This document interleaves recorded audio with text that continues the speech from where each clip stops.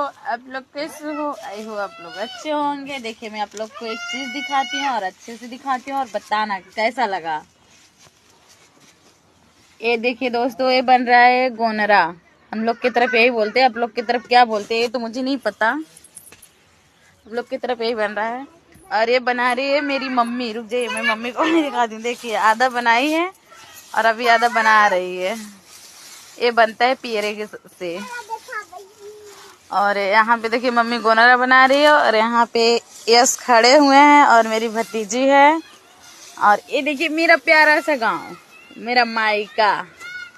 देखिए दोस्तों, ये देखिए हम लोग छत पे है। इधर मैं भी हूँ। देखिए दोस्तों कैसे बना रही है। जिसको नहीं आता है मेरी वीडियो ये देख ले और वो बनाना सीख जाएगा। मेरी मम्मी देखिए कितने अच्छे से बना रही है।